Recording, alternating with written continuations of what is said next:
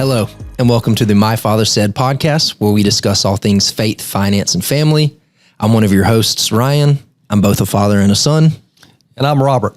I am his father, and I am my father's son as well. We're so happy you're with us today. Dad, why don't you tell them what we're getting into today? We're getting into a whole large mess is what we're getting into today. So, American politics. There you go. This is politics. We're going to bring it home. You think Fox News has got something? You think MSNBC has got it? No, sirree. You are coming to the Templeton Broadcast Network, and we are going to lay the smack down today. There is no ifs, ands, or buts about it. Actually, Ryan, what we're going to discuss is we're going to discuss a conversational topic that comes up every 4 years. Mm-hmm. And this is the American national presidential election and how it's going to affect the stock market. Mm-hmm. And the reason why I say how it's going to affect the stock market is because every 4 years, as we get closer to November, we start getting phone calls from clients and concerned individuals about what is going to happen to their money if this particular candidate wins. And I thought we would have this conversation today since it's now been basically confirmed that the current president, Joe Biden, is going to be nominated by the Democratic Party to be their representative, and that the Republican Party, either begrudgingly or happily or by default, because everyone dropped out. By default, it's going to be former President Trump running for a second term and a rematch from the previous 4 years. So generally, as we get closer and closer to the election, historically, the markets kind of bounce around a little bit and trying to determine, hey, how do we go looking forward? How should we invest money? And without a doubt, we get calls from individuals who they have watched television, the curse of 24-hour a day, 7 days a week, cable news channels is if you watch the conservative channels, then Democrats are evil and they're of hell. And if you watch the liberal channels, then Republicans are evil and they're of hell. And so everybody is from hell and they're all out to get you. And everybody hates each other. And the poor listener is sitting there, and before they realize it, they have been conditioned in their mind to fall in line and follow lock, stock, and barrel behind the news channel political party that they feel they lean towards. And inevitably, somebody's going to say, I remember when Trump was running the first time against Hillary Clinton. Yeah. And I remember the night of the election, as Trump was starting to take the lead, I remember the individuals on television were saying verbatim, the stock market is going to crash. Yes. It is going to react terribly from what is happening here. And then the next morning, the stock market went through the ceiling. Just complete opposite direction. So we're going to discuss today, historically and traditionally, how the markets have behaved during various aspects of the election year, the election cycle, the presidential terms. And I think that the information we're going to share is going to be shockingly revealing to individuals. And there's going to be some individuals who their biases are going to be just shot down in the ground because what they have been programmed to believe, they're going to find out if they will follow history. And I do know that we're now a nation of history erasers and that we try to change history now and not really know what happened in the past. We make up history. But so far, how the markets have performed, they haven't affected yet. So we're just going to share some things. The first thing I want to share, if we were going to show a graph, we would show this, but we're not going to show the graph, but I'm going to share some interesting numbers for you. And the information, just for disclosure's sake, the information that we're going to share today comes from an organization called First Trust Portfolios. So we're just going to use some of their information and share this with you. But here's an interesting thing. Just if you go back since 1949, 75 years of presidential elections, I want you to watch this. Earlier in a previous episode, we shared how if you put $10,000 in and left it alone, what it would accumulate and grow to over a period of time. Well, we're going to adjust that using this graph. And here's what it says.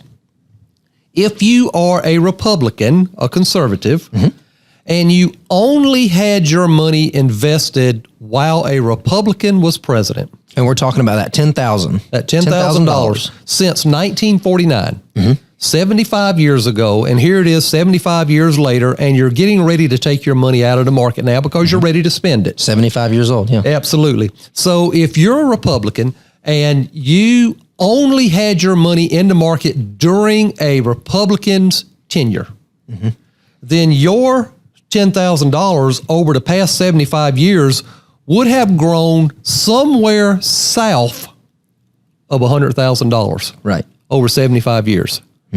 That's just a little bit over 1% a year return. Yeah. All right. Yep.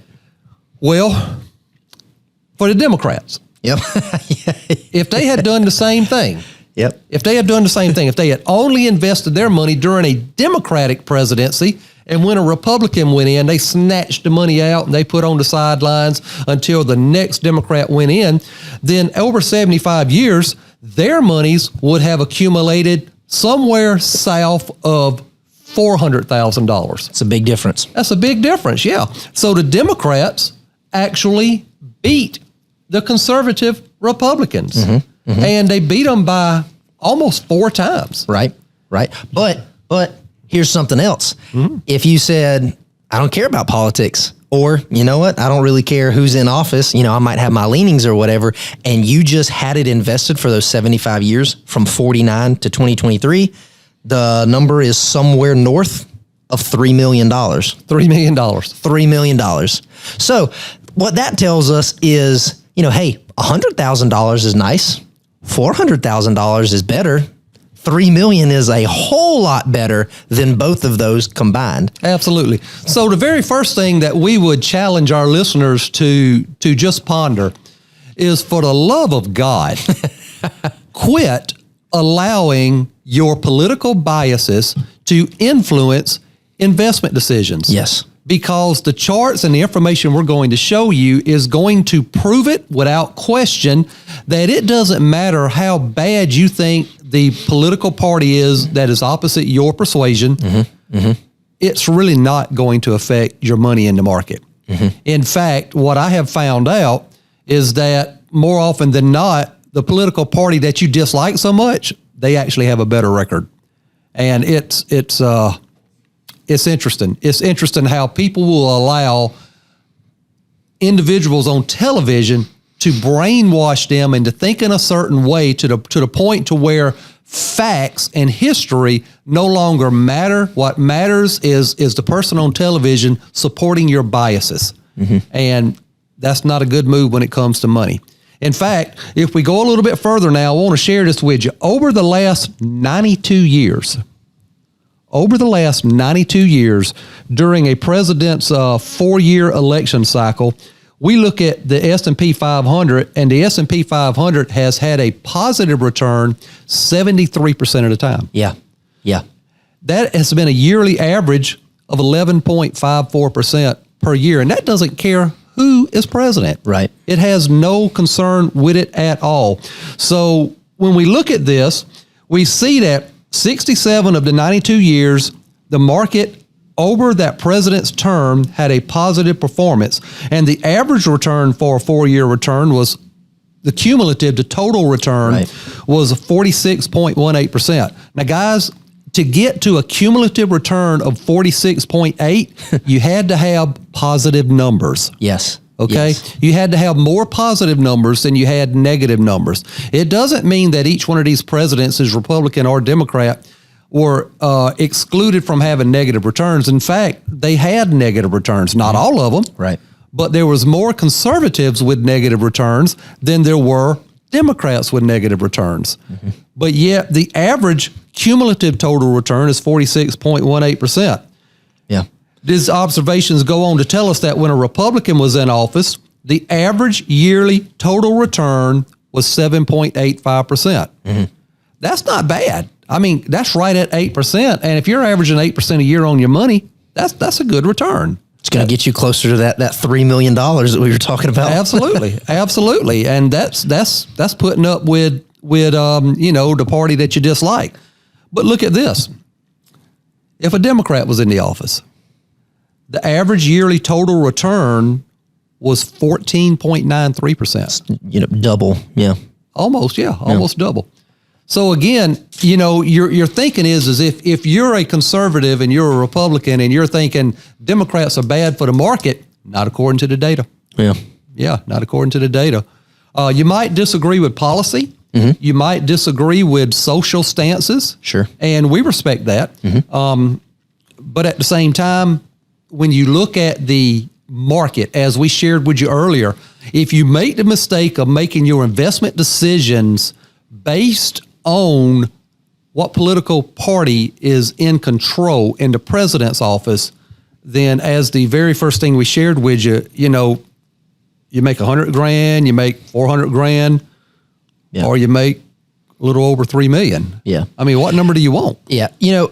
Vote how you're going to vote, right? You've got your conscience, you've got the things that are important to you. Vote how you're going to vote, but please do not let the idiots on either side of the aisle convince you what to do with your money, because the market is going to outpace the bad decisions of the idiots on both sides. Yeah. So, one thing that I try to explain to people, there is this mindset going out that the politicians who are representing the people, some people like to call it they're in power.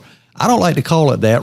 They're supposed to be representatives of the people, not elected rock stars or elected gods, as people like to treat them. No, they're supposed to be representatives of the people. Supposed to be. And this is what I like to recommend to people. These elected representatives, some of the laws they pass, some of the legislation they put through will cause you to scratch your head. Mm-hmm. But make no mistake about it. There's not a one of them up there that is going to put anything through that is going to cost them money. Right. That's why they spend so much money to be reelected.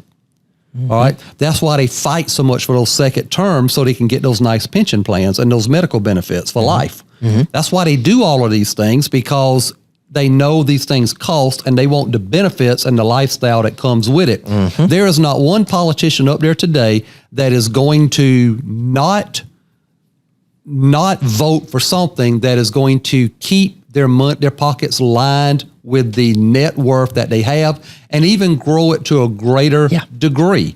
There's not one. In fact, I can't think of one time in history when it came time for them to do their budget and the legislation was put in for them to give themselves a raise, that they voted to not give themselves a raise. Yeah.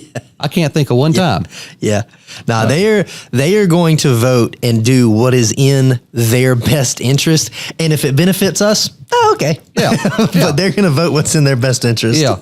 Yeah. So on a side note, if any of you out there listening to this thinks that your favorite political party gives 2 cents about you, if they knew you had those 2 cents, they're coming forward. Oh, yeah. Yeah. Oh, yeah. All right. Yeah. I want you to know that, and I want you to know it because that's the gospel truth. That is the gospel truth.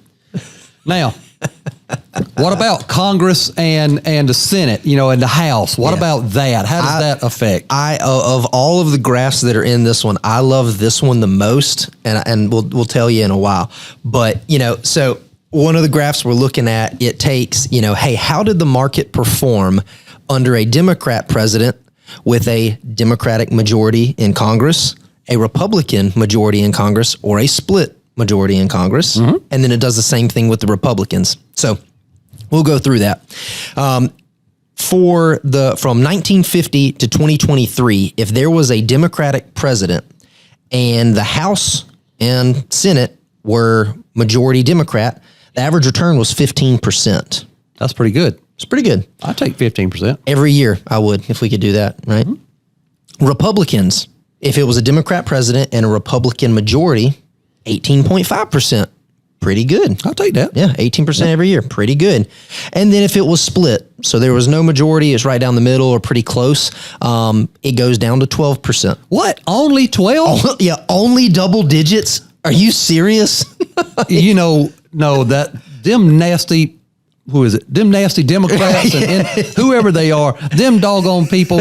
I can only 12.1%. How dare they? Yes. How dare they? And then we flip it over and we go to the Republican side. Let's say there's a Republican president, and then the House and Senate are a majority Republican. Again, we're looking at a 10% return average. Wait a minute. Hold on a second. 10%, 10.7% to a Republican president, Republican-led House, compared to a Democratic president, Democratic-led majority of 15%. 15%. So you telling me the blue has exceeded the red again? Again. You know, that's not going to go over well down here in the Bible Belt. Yeah. Hey, but now if you go back to the very first, the first graph we were looking at, a Democrat president with a Republican majority Congress, that did the best out of all of them with 18. Oh, I see. 18 and a half. I see. There's got to be a reason for that. There's that. Yes, there is. And we'll get to it. Yeah. And then if we go to the Republican side, again, you know, hey, if it's Republican president, Republican Congress, we're looking at 10.7%. If you're looking at a Republican president with a Democrat majority in Congress, we're only looking at 7.5%. Well, that's just unacceptable. So this is, of all of the political landscapes, this is the first one that has not done double digits. It's the first one. Wow. And then if you go over and you look at a Republican president and it's a split majority, we're looking at 17.6% return. Dog. So what do you think that's telling us? So it tells me if the idiots on the right and the idiots on the left, if they can't pass anything and they just leave stuff alone, the market does extremely well. It just does extremely well. So that's good stuff. That's good stuff. Yeah.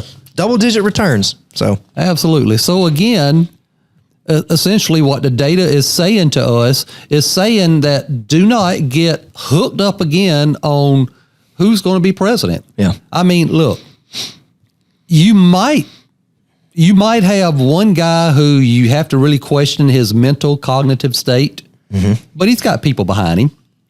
And then you've got this other guy who you just question. All right. And he's got people behind him. But they're a long way behind him. All right. I mean, but you got this going on. But irregardless, the markets seem to do pretty well. Pretty well. So what's this next little issue of data we're going to be sharing? All right, yeah. So the next thing we're going to look at and we're going to talk about is the S&P 500 index, how it has performed for the last 15 presidents.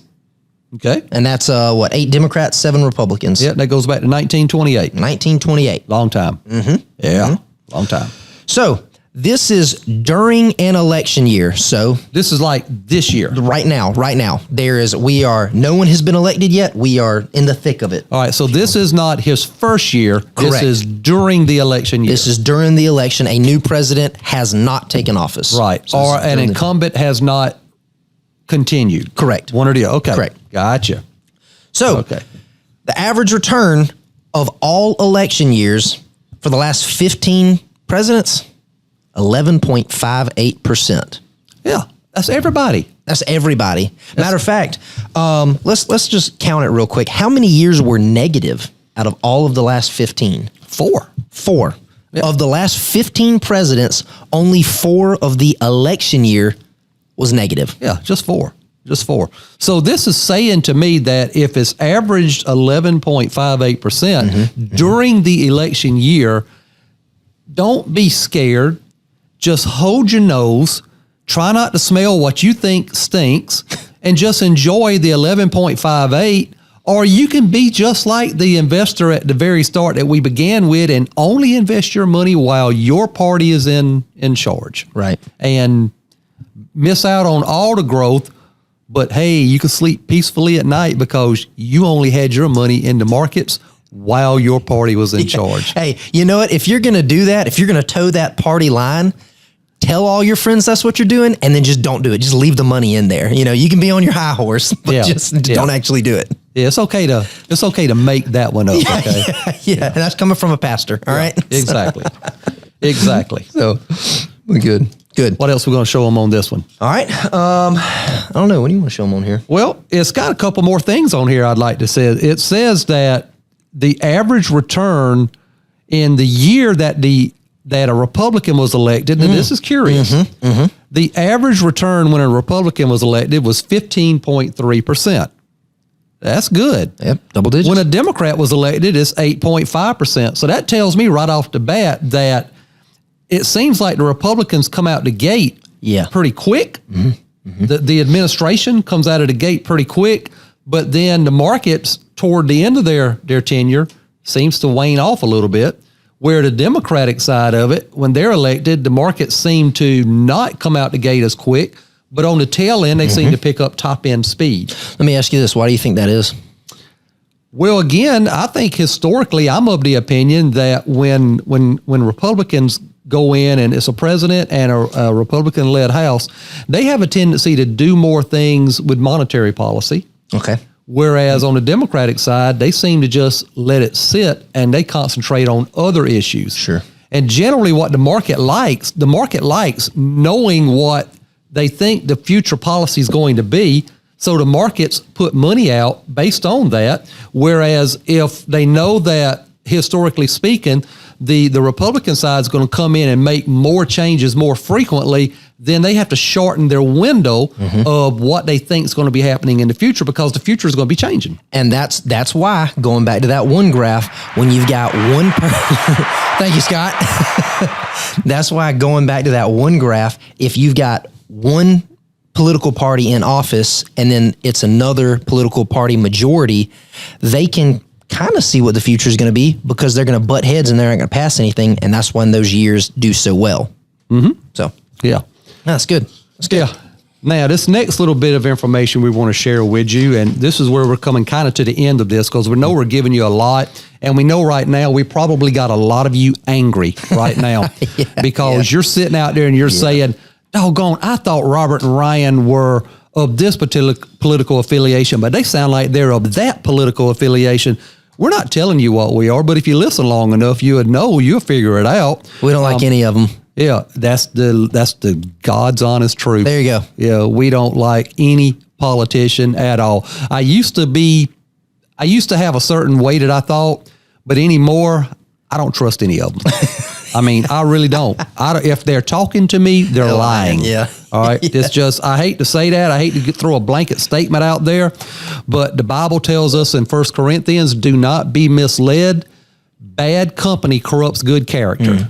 And I'm convinced that there's a lot of people who go into the political system today with all the intentions of doing good for their constituents who voted and supported for them. But there's a machine in politics that no individual is going to change. They're not going to change its direction. They're not going to disrupt it. The machine is bigger than the good intentions. And the machine eventually corrupts and makes the person with the good intentions just as corrupt as the people they went up there fighting against. I'm going to say it. I will go to my grave believing it. And that's just it. Now, whether that gets you upset with me, well, so be it. I'm gonna tell you, oh my gosh, I remember when President Trump were running his first time, and I openly questioned some things. Buddy boy, on social media, I got ate alive because I had the audacity to question Mr. Trump. And I'm just not a blind follower. If I have questions, I want to ask. Yeah. If something doesn't seem right, I'm going to ask. And I'm not the person who says, well, I'm going to vote for the lesser of two evils. No, I'm not going to vote for the lesser of two evils. A vote for evil, still evil. All right. So, whatever you want to call it, it's just the way it is. But now, let's get off that high horse. Let me come back over here. Bringing it back to the finance that we were talking about. Bring it back to the financial side of this. By the way, our producer, Scott, says it's okay to chase these rabbits sometime and go off. He wants people to see our personality. So if you don't like it, take it up with Scott. Exactly. That's not us. That's not exactly. At the end of this podcast, we will put his email, his phone number, and his home address up for you. Yes. Yeah. If you don't like what we've got going on, I want you to, what's getting ready to happen here? You know what I got to say, gentlemen? It's controversy is king. All you guys out there, if you want them to talk about more controversial topics, just let them know. By the way, those of you who don't know, that was Scott. Are you sure that was Scott? Golly.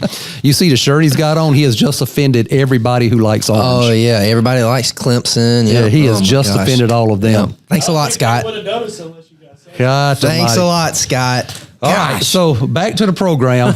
I'm the only one here that's going to be professional today. I see that already. So the last little bit of data we're going to share with you today is on the first year of a 4-year presidential term, what the presidents have done going all the way back to Jimmy Carter. Right. And this is different than the year of election. Right. You might be sitting there thinking, okay, well, hey, this is historically how the market has behaved while they're running for office. That's cool. What happens when it's all said and done, the dust is settled, and someone is in office and it's their first year? How does it perform then? And so that's the next thing we want to talk about. We want to talk about all the way from Carter up to the Biden's first presidency. We want to talk about every bit of that. So first presidency or only presidency? Are you making a prediction here? Nah, we'll see. We'll see. First or second, first or only, I don't know. Well, it all depends on who's counting the votes. Anymore, it doesn't matter who's voting. What matters is who's counting the votes. I thought we agreed that we were not going to start chasing rabbits again. I literally just said, and then you sit there and you teed it up. Oh, that is good. I didn't even mean to do that. Golly, you just teed it up. His first of 2 presidencies. No. Yeah, that's what you just said. I did. You've heard it here first, folks. Ryan is making a prediction. Hey, Scott, what are the Vegas odds? What's going on right now?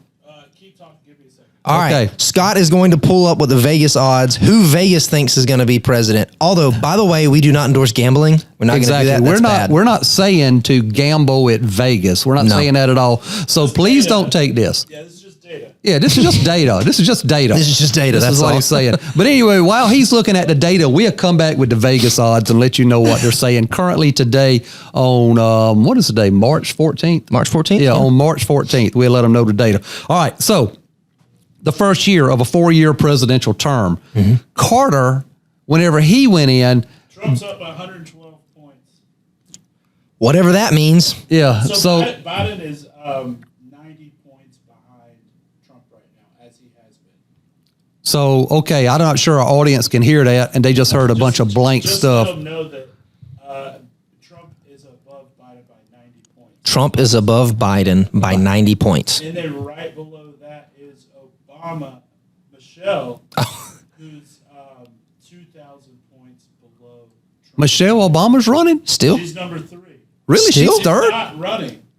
That's just what that's what the odds are saying. Oh, okay. No kidding. Wow. Okay. Well, There's been no announcements, but Vegas thinks. Well, that's pretty good for her. I mean, she's not even running, and she's number 3. Ah, that's great. That's pretty doggone incredible.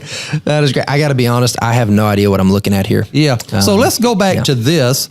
And because I don't know what we just had, we just did what you do not do on air. We had a couple of moments of silence. Well, this ain't on air. This is recording. Okay, I guess this is a podcast too. People, I guess that works. People like to talk. All right. So in President Carter's first year, President Carter came into a bad situation. All right. And his policies made it worse. All right. The Iran hostage situation really derailed him from having any chance at being a second term presidency. But in his first year, he started out the gate with a negative 7.2. Now, my favorite president of all time was Ronald Reagan. Yep. All right. I'm going to tell you right now, that has been my favorite president of all time. He came right out the gate in his first term with a negative 4.9. All right. He followed that up in his second term with a positive 32.2% rate of return. 32. Yeah, in his first year of his second term. 32%. Yep. And then Bush, he came out his first year, he did a positive 31.5. Yes. All right. Then Clinton went on Arsenio Hall and played a saxophone on live television and wore sunglasses. Yeah. And I remember he got on that saxophone and he blew into that saxophone and he leaned back on it and the audience went wild. And I remember thinking, that's the president. That's the president of the United States. That is right the there. president. Absolutely. And he became president. I mean, he knocked first George Bush out. I mean, he knocked him out cold. And in Clinton's first year, he did 10.1%. Hey, still double-digit returns. Yeah, now it's not the 31, but it's I double take digits. 10% every year. Yeah. I would do that every year. And then in Clinton's second term, his first year, he ended up at 33.4%. It's better than Reagan's first year, and that's better than Bush's. Bite your tongue. Nobody is better than Reagan. Hey, I done told you. Hey, you know Reagan banned fully automatic machine guns. Well, if Reagan did it, it must be okay. No, shall not be infringed. What Shall not be infringed. My Second Amendment right. This is the guy who's predicting Biden to win, by the way. That was a slip of the tongue. Yeah, this is what you got here. So when George Jr. came, or HW, whenever he came in, his first year, he was a negative 11.9. Now, granted, though, that was the year of 9/11. So No, 9/11 was his second year, his second term. was it really? Yeah. Yeah. And this is the first year. This is the first year. So his second term, his first year was a negative 4.9. I'm sorry, a positive 4.9. Then the one who a lot of people likes to call the divider in chief. Oh, yeah. That's one of his terms. Made history by being the first not fully black man to have become president. Although he's credited with being the first black man to be president, he's not fully black according to the birth certificates that are showing up somewhere. Okay? Now, we don't know if those are authentic or not, depending on which news station you listen to again. What are the Vegas odds on his ethnicity? I believe Obama said that he was of mixed ethnicity. Okay, yeah, so there you go. Yeah. There you go. So Obama, in the first year of his presidency, of his first term, he was a positive 26.5%. Yep. And then he became second all time. With the second term, he was positive 32.4. That's right. That's right. Now, something to highlight here. Everybody that we've talked about so far, their first year might have been okay or it might have been bad, and then their second year was pretty good. Mm-hmm. Both of Obama's first years in each one of his terms were stellar. Yeah. So when we look at cumulative first years, Obama beat the daylights out of everybody. Yeah. So yeah, he did. He did. I don't know how he did it. In fact, I don't know how any of these guys do what they do, to be honest with you. Except Reagan, right? Except Reagan. Reagan had the ear of God, I believe. But Trump, in his first year of his one term, he was 21.8% positive. Double digits. Yeah, there's nothing wrong with that. And then Biden, Mr. Coherent, Mr. who doesn't know if it's day or night, Mr. who doesn't know if he's walking to his left or his right, or whose hair he's sniffing today. Stop it. Oh my gosh. Right. We are throwing it. That guy, that guy who tells people you ain't black if you don't vote for me. Oh man. That guy who used to support segregation in schools. That guy who hung out with the Ku Klux Klan. That guy. He did a eulogy for for Senator Byrd. Yeah. Yeah. Yeah. Yeah. Yeah, it's amazing. It's amazing how people will vote without checking the data. But I regress. But President Joe Biden, who is everything I just described, the first year of his presidency, he's a positive 28.7%. One of the top 5 first-year returns in history. So I say all this to you, my listeners, to help you understand, for the love of God, for the love of your family, for the love of your financial future, do not allow politics to form your financial decision process. Don't do it.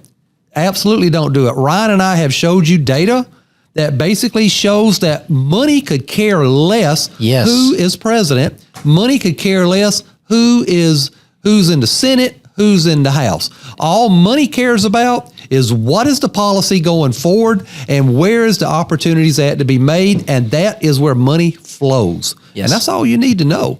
Yeah. So yeah. Vote how you're going to vote, but please leave the money in the market if your goal is long-term growth. If you are trying to build a future, if you're trying to build a legacy, Leave it in the market. It doesn't matter who's in office. It doesn't matter who's in Congress. It does not matter. The market finds a way to win. It always has. Got no indication that that's going to slow down anytime soon. The market is going to continue to win. The market enjoys making money. And if it just eats you alive that you have to leave money in when somebody from the other political party is in office, just wait 4 years and then we'll see what happens then.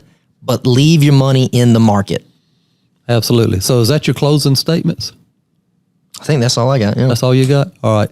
So are you going to tell them how to find us, get in touch with us, what to subscribe to? You going to tell them about our great cups. If you want one, come by the office. Yeah, there you go. Come by the office if you want one of these. Hey, look at that. It doubles as a coffee cup and a water cup. Yeah. I was zoom in. Look at this. See this? Yeah. It is incredible. You can put water all the way up to here, and it'll stay cold for the most part as long as there's ice in there. And look at what it says. It's got our logo for the podcast, and it has our logo for our company. And so this is nice ice cold water. This is a different cup. It's different because it has a different top on it, but they're interchangeable. It's different because it's different. Yes, it's different because it's different. So that's what you got right there. And I mean, that's great stuff. So come by the office. Yeah, come by the office. We'll give you one. Yeah, come by the office. We'll give you one. And while you're in here, we'll tie you down and make you a client. That's right. So we'll do that as well. But hey, on behalf of Ryan, he's Ryan, I'm Robert. This is the My Father Said podcast. Remember, when it comes to your money, always concentrate on your objective. Do not fall in the trap of chasing returns. Instead, chase your financial objective. On behalf of My Father Said podcast, Scott, our producer, the two of us, we're out of here. Bye.